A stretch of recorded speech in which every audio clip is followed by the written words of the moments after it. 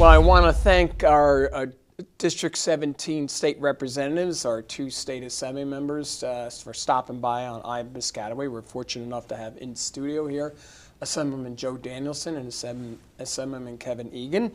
The district is made up of Piscataway Township, Franklin Township, the city of New Brunswick, the township of North Brunswick, and the town of Southbound Brook in Somerset County. For those folks on the other side of the river. You've been our state representatives, or at least Joe, for quite a while, and Kevin, you're a new person on a new block there. So I thought maybe, since we're here in studio, maybe you could speak a little bit about yourself personally, because we all know how New Jersey is a transient state, and people move, come, go, and they don't necessarily know the state representatives all the time, but it is a very important position that affects the lives of a lot of folks in a lot of towns and policy decisions that are made statewide. So we're going to start with the senior assemblyman first, Joe Danielson. Joe, do you want to talk a little bit about yourself? And then we're going to go over to Kevin Egan. Thank you. I'm born and raised in Franklin Township. I'm the youngest of 9 children. Boy, 9 children, boy. All right, so 9 children. I came from a family of 6. And there was always a bunk bed in one of the rooms. Did you have bunk beds when you were growing up? The boys' room had 4 bunk beds. Good. 2 doubles. The girls had a triple and then 2 beds. Wow. And all the men in my family and now some of the women have all been veterans of the U.S. Army. Okay. I'm a volunteer firefighter. I've been proud representative for 10 and a half years of District 17. And my personal time, I enjoy fundraising for St. Baldrick's Children's Cancer Research. Okay. Can I get back to something that piqued my interest about your family? How did a lot of the members of your family end up going into the service? It's an odd thing. I know you went into service too. Since 1914, everyone in this country joined the U.S. Army, and we never talked about it. I think what happened was there were so many stories told at the kitchen table that you wanted to be a part of that conversation. The only way to do that was to join the country. But really, when my grandparents came to America, they were fanatic about being Americans, supporting America, and paying the debt back to those before us. So we just would wake up with an obligation to serve. So I guess, was there any debate on what branch of the service? Anybody in the family? No debate, not even a discussion. It just happened. Yeah. And I have 4 nephews and 2 nieces that went in, airborne. Okay. One's a colonel right now. We have 2 living colonels in the Army colonels. How about that? We have 2 Rangers, 4 82nd Airborne. So nobody went into the Navy, or nobody went Air Not if they want to be invited to the family party. All right, so my dad was in the Army National Guard, Kevin, and he was based out of the Edison here, which is back in the 40s, in early 50s. That was like pretty much everybody from New Brunswick, Piscataway, Edison. Camp Kilmer. I served at Camp Kilmer. That was 78th Division headquarters. Yeah. So that's where I was stationed. My dad was a supply sergeant there during the Guard. So, but interesting enough, though, I want to get into talk a little bit about everybody here. But my dad, his superior officers all lived in Piscataway, so they always get together. Obviously, my dad's been deceased for about 10 years now, but I think there's one left of his unit that's still alive, and it's kind of funny that I run into some of the family members that there's a tight-knit bond with those folks that serve in the service. Well, good. So I guess what we're going to do is we're going to talk to Assemblyman Egan. Tell us a little about yourself. Well, good morning, Mayor, and thank you. Thank you for the honor to be here with the people of Piscataway. Born and raised New Brunswick. My whole life, still live there. As you know, politics and the willing to serve runs deep in my family. I had my great-grandfather was a first elected official as a labor guy. He represented the trolley car men back in the day, in the early 1930s. I'm glad you brought that up. He was a commissioner back then. It was a commissioner form of government in New Brunswick. Correct. So trolley car. So just so the folks then, when the county was reconstructing River Road, they dug up all old trolley tracks on River Road because there was a trolley that went over the George Street Bridge. It would come down River Road and then went over down by Riverside Park by 287 Bridge, Joe. Wow. And then go over into Franklin Township that way. So there was all the old tracks, and then the trolley abutment's still down there. If you go down by the water by 287 on both sides of the Franklin Township side and Piscataway side was. right there. Oh, yeah. So your family was involved in the transportation business. Yeah, absolutely. Yeah. And then later on, years later, my father also was a New Brunswick City Councilman and then became a state assemblyman. And I obviously fought the willingness to serve and got involved in New Brunswick early on. Got involved with the New Brunswick Parking Authority, other various boards and things that I served on. And then when my dad decided to get out of local government, I took a shot, lucky enough to be elected by the people in New Brunswick. Went to Rutgers College, degree in labor studies, employment relations. Big fan of Rutgers, as you know. We see each other at games from time to time. Too bad we didn't do well last night against Iowa. Should have won that game. Yeah, too bad there. But we'll get there. We'll get there. So, Kevin, talk a little bit about you. You were also the city councilman for a number of years there. And I just want to let the record reflect Kevin's dad, Joe, and my father were charter members of Keep Middlesex Moving. Yeah. It was a transportation organization that was set up by the county government to talk about transportation issues going back in I think it was in the late 70s or early 80s, it was, set up on a bunch of freezers. Well, one of the first things I learned, because when you get appointed to the New Brunswick Parking Authority Board, I'm going to be honest, there wasn't a lot of things I knew about parking, but I was quick to learn. But one of the things I quick to find out was the free flow of traffic is one of the most important things, especially for a city like New Brunswick, to keep going. You got to keep the free flow of traffic moving there, and it's all in sync as far as having parking and where they locate the parking garages, and that's worked very well for us in the city of New Brunswick. That's an entity where we're able to do a lot of good things with the New Brunswick Parking Authority and the city of New Brunswick, where we've built great as you saw, the wellness center. There's so many things at the Parking Authority and with DEFCO that we've done. We're doing now. We're building the Helix. We're building the state-of-the-art cancer center. And you know what? I know we're delving into New Brunswick, and I want you to both jump into that respect because the Helix, some state monies was appropriated to help get that built. The significance of that for the 17th legislative district.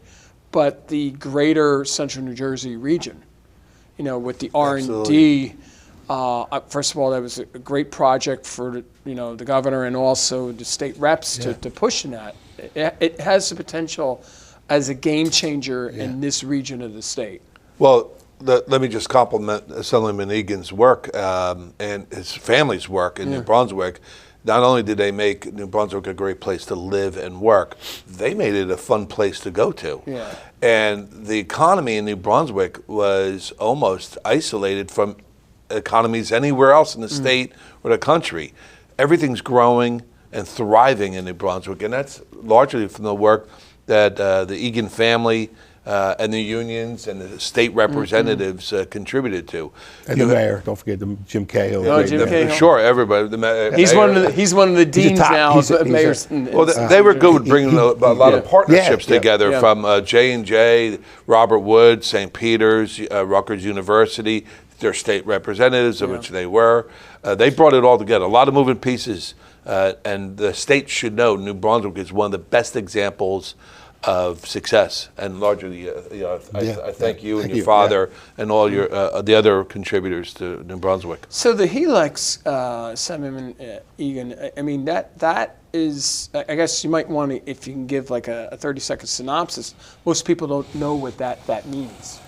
Well, I wish I know it's health, education, life, and science. I don't know if I'm saying the correct. It's going to be a large. Let me just tell you what's there. You're going to have the state-of-the-art medical school that's going to be second to none. Where the patients are going to be involved with the students. Then you're going to have a portion of the helix where you're going to have Bell Labs, where they develop, Nobel Prize laureate, they develop, I don't know, I'm not a scientist, but, it's a great project where these people do great things to, for medicine or for whatever it is. And then we're going to have there'll be another building that will be part of the, will also be Rutgers owned. I'm not sure what's going to go in there yet. And then we have, on top of that, there's going to be apartments. So it's going to be more places to live down there. And it's all being done 100% with the building trades. As you know, I'm a building trades guy from the IBEW. And it's putting a lot of construction workers to work at this time, which is amazing. Like probably 1,000 workers or more between the Cancer Center and the Helix, just for the new Middlesex County building trades workers, with all the trades working there. But the project's going to be second to none. I'm going to combine at some point with the lengthening of the platform of the train station. Yes, that's always the plan. That was the plan from the Wellness Center, but there's a platform that connects. As you know, there's a platform that connects from College Avenue that you can go right on a platform to go to the southbound side. And there's numerous drawings or renditions of that platform, so that you can go to that platform from that side going that way. And then we're going to do the whole New Brunswick train station is going to get renovated through the Middlesex County Improvement Authority. So that's a real big project for us also coming up.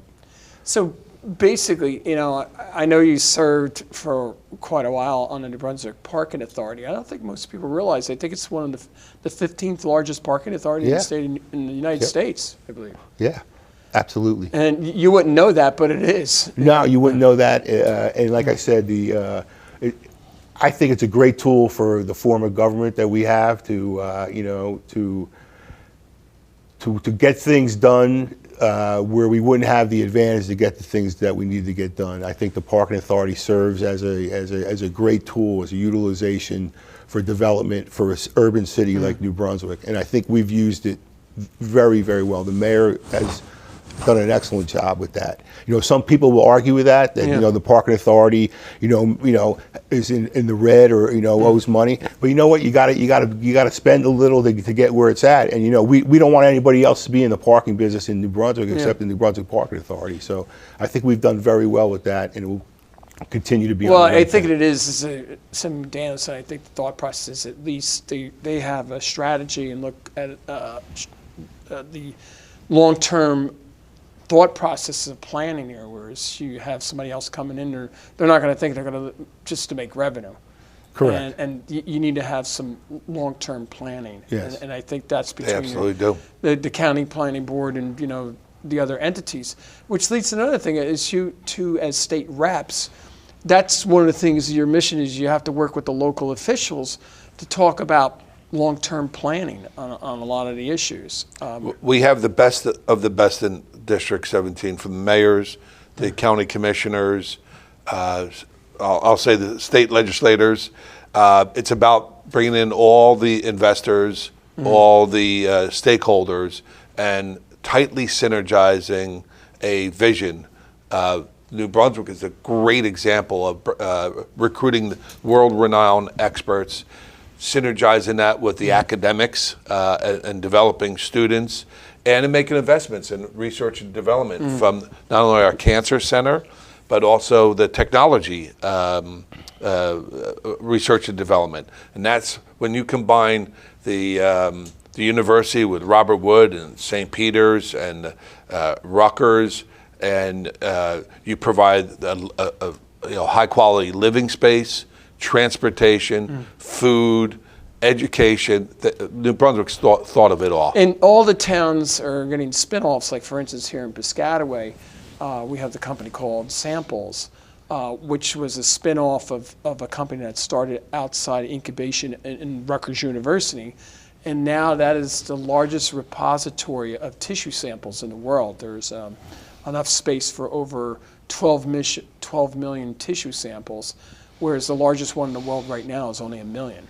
Wow. So, and that's all spin-off from this general area. So if somebody's doing research and development worldwide and they need a certain type of tissue sample, they just dial in or email and they can have it flown wherever within 24 hours to have them work on the repository tissue samples, which is really cutting edge technology if you think about it. And nobody would have thought. We in Piscataway are predominantly telecommunications in this town, and as Kevin Zimmerman Egan knows through his building trades local, we have 2 of the 5 biggest data centers in the United States, and that is one of our bread and butter in Piscataway are the data centers. And anytime I mention the word data center to Kevin, his eyes pop up, and for obvious reasons. We have them in Franklin too. We have a lot of data centers, and I'm in the IT business, and I use them and work with them. And it brings us to another point is for these ecosystems like New Brunswick to be successful, we still have to make investments in our roads. Piscataway got a state grant of over and I want to $4 million to improve your roads for not only travel but to attract businesses and attract homeowners. There's nothing worse than business owners and employers and employees hate is being stuck in traffic. Right. Yeah. So it's not only traffic, but it's the bridges. Yep. It's everything from the bridges to the traffic lights, and we also want to make sure people who are building them earn a prevailing decent wage and have a safe work environment. Absolutely. You have to think it from the ground up, but it's also on the softer side. Someone Egan and I are very committed to making sure leisure time for our families are also there. Piscataway has one of the best YMCA community centers in the state, and you were able to accomplish that by putting partnerships together and correct long-term financial planning. We're very supportive of things like that. And I want to get back to your park systems too. The grant for those folks, it's a $4 million state DOT grant for the section of Centennial Avenue from River Road interchange all the way to Knightsbridge Road, which is arguably the worst street right now. The significance of that, it's a 1 mile long roadway, but it's 4 lanes. There's 2 signalized intersections that are going to be upgraded. Each intersection is worth about $2 million. And then the road is obviously going to be built to county standards for all the high volume traffic. And then there's going to be multi-use paths for biking and walking out there on one side, on the southerly side. On the northerly side, it's going to be a sidewalk. But that $9 million project would not be happening unless from the assistance from both of you and Senator Smith, and obviously the Department of Transportation and the Governor's office. Because, that's a lot of money. Basically, that's our whole allocation for the year, reconstructing streets. Sure. And there's another street that there was another state grant that through the DOT was for Loveguard Street, which is on the border of Danielson and Piscataway, which is partnership with the businesses in there and residential that we're going to get reconstruction that's in sad shape. We're going to get it fixed up this year. So. Well, we're committed to the towns in the 17th district. Kevin and I are committed, and we actually meet and contact every mayor every year to say, what do you need from the state and when do you need it by? And I want to stop you right there. And the reason why I want to let the folks know out there, that doesn't happen often, believe it or not, with state representatives and their local mayors. And being a former head of the League of Municipalities and New Jersey Conference of Mayors, I hear the stories that other mayors around the state are talking about. Yeah, but we do it every year here. They wish that their state representatives were a little bit more in tune to the needs of the local officials, but we don't have that problem here in the 17th legislative district. No, we don't. We're very fortunate enough between Senator Smith, Senator Danielson, and Senator Egan. They're the ones banging on our doors, saying, "Hey, how can we help?" And that has been a game changer. Well, the next thing we do after we meet with the mayors, we also meet with your Board of Education, the school districts. Ask what they want. We, over the last 10 years, have brought tens of millions of dollars into our 5 towns for additional school funding, which keeps your municipal taxes lower. So it's school funding, infrastructure, the grants, because when people want to consider moving here or staying here, they're going to look at quality of school system, crime rate, and places of leisure and entertainment. Yeah. And you have to think of that all. And of course, Kevin and I are fully supportive of our law enforcement. So, Kevin Egan, he just spoke about helping out on school funding. I know in Piscataway they did get a grant just recently, the Board of Education, to fund for this year the pre-K for child pre-K, which was like $2.5 million grant. You know what? That's one of the challenges of young families now have is childcare. Yeah, absolutely. And I want to thank you too for helping out. I know the governor executed that, and that's a challenge in every school district that young couples, you might have both the spouses are working, and then what do you do with the children who you're putting them in a very expensive daycare? Daycare is expensive. When my 3 children were young, I had 1 or 2 part-time jobs just to pay for daycare. Yeah, it was $1,400. 20 years ago, it was $1,400 a month per kid. And not every family has the luxury of having a grandparent sure. or some other family member to watch the child right there. And so it's a necessity. No, it's something that even the governor spoke about it, and I believe we're trying to do full-time pre-K. As there's a bill just coming out now. I forget who's sponsoring it. Just to help the families that you just spoke about, because like Assemblyman Daniel just spoke of, me and my wife and I went through the same thing. Dropping our kids off at daycare because my wife still wanted to work and keep her job, and picking up the kids and paying the money to the daycare. That's a big burden on a family. Yeah, and it's not just daycare; it's daycare that you can trust. Oh yeah, absolutely. And that's a whole nother issue. Yeah, 100%. Yeah. That's a number one thing. Daycare can you trust, and where your kids are comfortable. There's so many factors involved, of going through that whole process of daycare, and some people maybe feel it would be better if the children had a school all day that they can go to, and hopefully the state will subsidize that funding, and we'll get there. Now, we talked about state funding. One of the things I'm concerned about, and I know that both of you are, is that, the talk about at the federal level doing away with a lot of these direct grants to states that filter down to the local level for things such as pre-K funding right there. And that's a huge issue that, it's a moving target. I know it's a new administration with President Trump, but that is a very big issue. Well, just like you spoke about, Mayor, we have the new administration. President Trump is back, and everything he's doing is going to trickle down locally here somehow, some way, and it's going to affect people. And who wants anything that was given to them or allotted to them before now taken away from them? So it's going to upset a lot of people.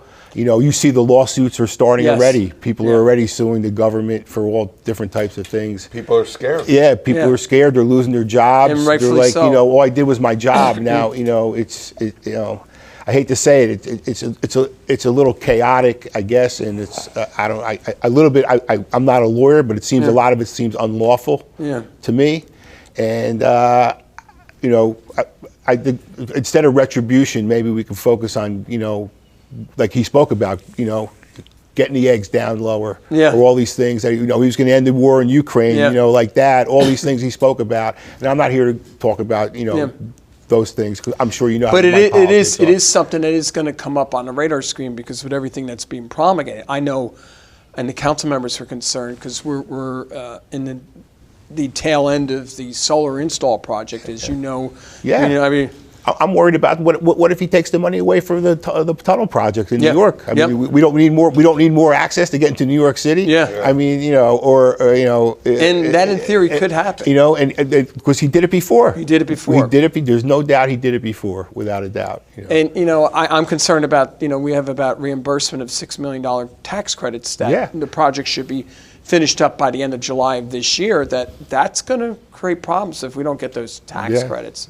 100%. We have a lot of stuff that the earmarks that the Senator Booker and Congressman Pallone were generous enough for all the district towns and to get very valuable things that we need. And I know certain people were always critical of the prior president, President Biden, but the main thing is that he produced more things for locally here in the 17th district No that doubt. are going to be impacting the lives of residents here positively Creating- for many years to come. And created a lot of jobs, too. Yes. A lot of good prevailing Yeah, wage jobs. yeah, he sure did. Sure And did. I don't think a lot of people realize that. One thing you touched on very briefly before we were going on air, Assemblyman Danielson, talk about a bill about, there's some talk about in every town, as you see on the news, everyone, is about the folks where their cars are getting boosted in front of their houses. And, that's the carjackings and stuff like that, the stealing the cars. And we've done promotionals through the police department to remind residents, please don't leave your keys inside the cars. Right. The key fobs or accessible in a window where somebody could reach in and get it and stuff like that. Right. You got to make things a little harder because there's always some nefarious people out there. And it doesn't matter what town or city you live in the state of New Jersey. If there's something that's easily accessible for somebody to grab and do it, they're gonna do it. You hate to say it, but that's just the way life is. Yeah, agreed. Yeah. Is there any other, before we close out the show in a couple minutes, is there any other key issues you might want to get out there? I want to bring up to all residents in New Jersey that you must not forget about the Anchor program. Oh, there you go. The Anchor program, the state is probably holding on to some money of yours, and the state wants to give you the money back. Yeah. So please register for the Anchor program. It's a different amount if you own a home versus if you're a renter. But you should know that less than half the people who are eligible to get their money back from the state actually ask for it. So if you have any questions or need any help, you can call Assemblyman Egan's office or Assemblyman Danielson's office, and we'll walk you through. Or you could come to the office. We like visitors. You can come to the office. Whatever help you need, we're here. You should also know that Stay NJ is coming soon. And the goal of Stay NJ is to give seniors a 50% reduction of their property tax. That's huge. The initiative here is we want people who are retired or near retirement to be able to afford staying in New Jersey and not be forced to move away from your friends and family just for financial reasons. I believe the maximum you can get back is like $6,000 or so forth, but on average, that'll be about 50% of your property tax if you're a homeowner. So the state is also creating a new simplified portal. So whichever gives you the most money, either the Anchor program or Stay NJ. Is that the check you'll get? The portal will give you whatever's the larger amount of money. But you must register for the Anchor program and register for it now. And again, if you have any questions or need help, our office is always here for you. Yeah, we'll make sure we have that up on the thing. We always promote that through our municipal website and our Facebook account because you know what? The programs are there. It's thought of by members of the state legislature to come and try to ease the burden of taxes on folks, but you got to take advantage of it. I mean, that's the whole idea of it. You're absolutely correct, Assemblyman. A lot of times there's a lot of programs out there that can help residents in the 17th, but they're not necessarily taking advantage of it. Right. Yeah. And we're highly focused on our seniors, the children that are school age, our veterans, our law enforcement, and our unionized labor. Yeah. Go ahead, sir. Yeah, so just for the seniors, we've had the mobilization of the motor vehicle unit to get the real ID. We've had one right out in the parking lot here at your they're loving it. Fantastic. And I don't know if everybody knows it's a new form of traveling. You have to have that real ID on that thing on your license. We're doing it at the Teen Center in New Brunswick coming up. So it's a real good, like Assemblyman Danielson said, we want to keep our seniors happy here. We don't want them to move to Delaware, wherever they want to go. We want to keep them in state. So we're trying to give all these great incentives to keep the seniors here. But the most important thing is both our offices, it's not only the bills that we sponsor like that, but we're here to help you if you have unemployment issues, if you have a problem with the Department of Labor, if you have trouble getting, getting through somewhere, some agency in government that you want to call either one of our offices and our staff or somebody there will be able to help you out. So thank you, Mayor. Appreciate the time being here. I want to appreciate. I hope the residents got a lot of information out there, and I want to thank both Assemblyman Danielson and Assemblyman Egan for really helping out the residents of the 17th district over the last several years. And I know you'll be invited to the groundbreaking with the governor when it happens of the Centennial Avenue. But you heard it there. We're going to have the numbers up. Make sure you call their offices. We want people to register for these programs because it was designed to help you out. Yeah. So thank you very much for stopping by on Piscataway. Thank you. Thank you, Mayor. Thank you. Appreciate it.